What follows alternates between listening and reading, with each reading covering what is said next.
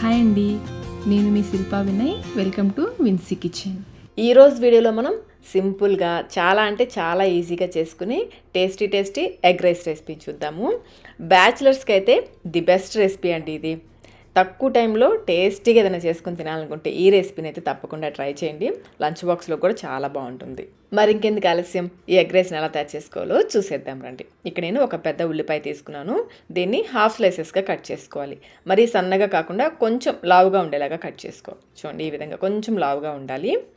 ఇప్పుడు స్టవ్ పైన ప్యాన్ పెట్టేసుకుని దీంట్లో 3 టేబుల్ స్పూన్ల వరకు నూనె వేసి, నూనె కాగిన తర్వాత ఉల్లిపాయలు కొంచెం చూస్తున్నారు కదా, ఈ విధంగా విడివిడిగా చేసి వేసుకోండి. అయితే మొత్తం వేసేయకుండా ఒక గుప్పెడు ఉల్లిపాయలు పక్కన పెట్టేసుకోండి. ఈ ఉల్లిపాయలు పక్కన పెట్టేసుకుని ఇప్పుడు ఈ ఉల్లిపాయల్లో కొంచెం సాల్ట్ కూడా వేసుకోండి. ఒక 1/2 టీ స్పూన్ సాల్ట్ వేసేసి కొంచెం లైట్గా ఇవి ట్రాన్స్పరెంట్గా అయ్యేంత వరకు వేయించుకుంటే సరిపోతుంది. మరి ఎర్రగా వేగాల్సిన అవసరం లేదు. ఉల్లిపాయలు వేగిన తర్వాత ఇందులో 3 లేదా 4 గుడ్లు వేసుకోవాలి. ఇదైతే ఇద్దరికి సరిపడా చేస్తున్నాము. గుడ్లు వేసిన తర్వాత మూత పెట్టేసి లో ఫ్లేమ్లో ఉడికించుకోవాలి.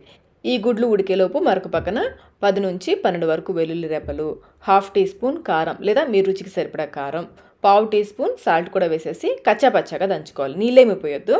ఈ మూడింటిని కలిపి ఈ విధంగా కచ్చాపచ్చాగా దంచుకొని పక్కన పెట్టేసుకోండి.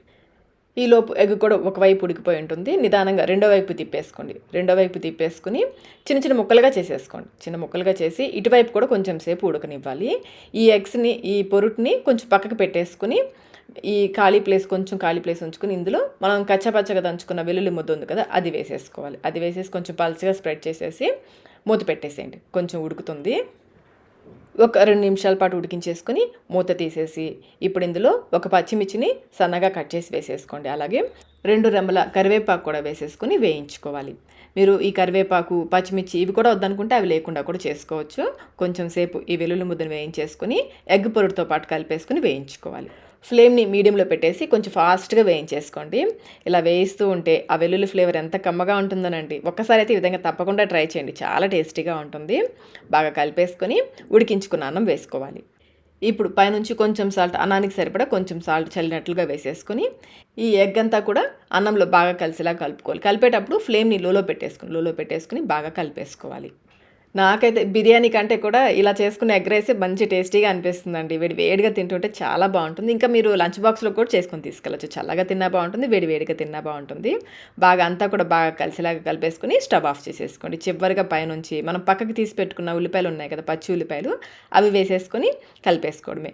ఈ పచ్చి ఉల్లిపాయలు తినే ముందు వేసుకుంటే ఆ కరకర తగులుతూ తినేటప్పుడు చాలా టేస్టీగా ఉంటుంది. అంతేనండి, టేస్టీ గార్లిక్ ఎగ్ రైస్ అయితే రెడీ అయిపోయింది.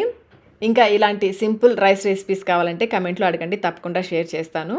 అలాగే ఈ ఎగ్ రైస్ రెసిపీని కూడా తప్పకుండా ట్రై చేసి మీకు టేస్ట్ ఎలా అనిపించిందో మాకు కమెంట్ రూపంలో తెలియచేయండి. వీడియో నచ్చినట్లయితే లైక్ చేయండి, మీ ఫ్రెండ్స్కి, ఫ్యామిలీ మెంబర్స్కి షేర్ చేయండి.